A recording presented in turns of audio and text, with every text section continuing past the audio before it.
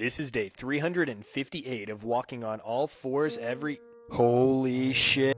Nathaniel Nolan, or at XP Movement, asked me to take a look at one of his movements. Very happy to do it. Great page, doing a really cool thing. He had just accomplished this one-handed handstand in this video when he asked, which means I'm analyzing it just as it is. There may be different ways to do it, and that's okay.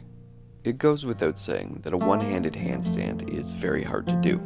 For comparison, it's totally normal to stand on one leg easily. Notice the perpendicular surfaces of the knee and the ankle to effectively load and transfer forces, whereas even walking on two arms is considered a feat of strength. With this movement, I'm going to say it's not about the muscular strength. It's about effective bone and joint loading, then fine muscle control to stabilize around that.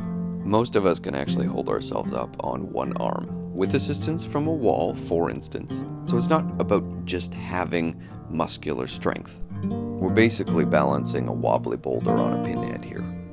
Forming our first flat or perpendicular loading surface is obviously the hand, which forms a base grip in that it can create all resistances to the changing directions from above, and does this with changing finger pressures. Notice the slight curl of the fingers here.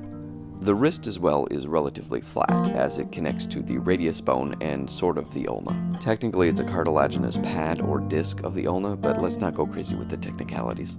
From here, the radius and ulna shrink and grow in size, respectively, until we get to the elbow. These bones are very good at sharing the load and don't just blow apart from our body weight because of the very strong interosseous ligament between the two.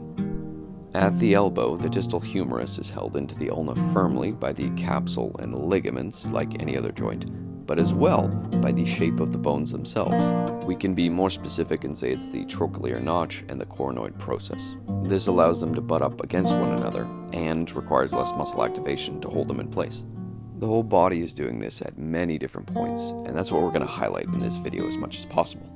Traveling up the humerus, we get another interesting stacking, but on a 45-degree angle.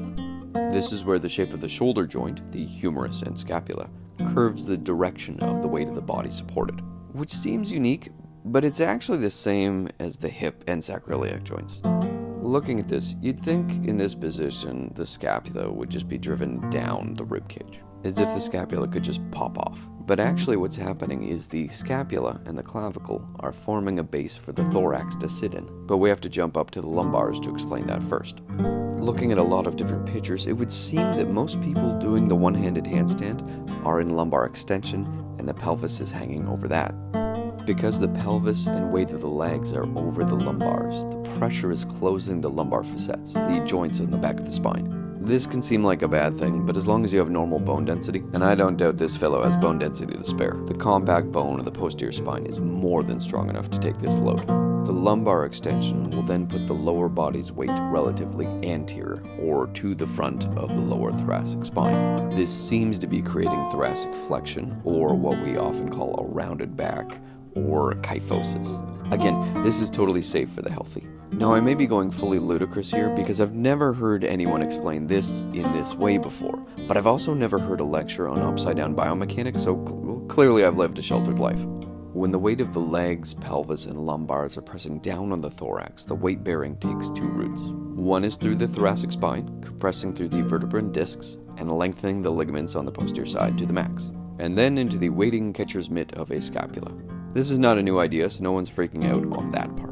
The other path the force seems to be taking is through the ribs and sternum. From rib 10 through the lateral ribs and sternum, down to the clavicle and scapula, these are weight-bearing. This is a weird thing to say because the rib cage is most often seen as a hanging structure when right side up, and so not meant for weight-bearing. But also this is likely what happens one side at a time when we bend to the side and carry weight, for instance, or pulling actions that come through the pec major and serratus. Anyways, it's at this convergent point that the thorax is pressed into the scapula and clavicle, again, stacking it up nicely. With that cleared up, let's talk about those legs. By the time we get to the legs, the weight carried, or the length of the lever, is drastically larger and therefore stronger. We could also call this mechanical advantage, perhaps, but it means that all the weight is being concentrated onto a comparatively little arm and all its joints below into the hand. So a small shift up top can mean a lot more below, which is why it's so important that we effectively stack up those joints to bear much of the weight. In this position, we fine-tune with the legs. Little muscle contractions and positional changes just so we don't go too far in any one direction. Too hard a contraction and you'll likely throw yourself off very quickly. The legs will pull on the pelvis through their attached muscles, the standards, the quads, hamstrings, adductors. Then the pelvis can pull on the abdomen and rest of the back to change the position of the thorax, which again sounds unique, but we actually do this all the time when walking. All up and down the body, of course, we have different levels of muscular contraction to reinforce this position. And depending on what is shifting the most, it will always be to varying degrees. Lastly, just a little bit of balance comes from that opposite hand. With that, I just want to say congrats to Nathaniel at XP Movement for a one-armed handstand and a whole year of walking on all fours. Great job keeping this going.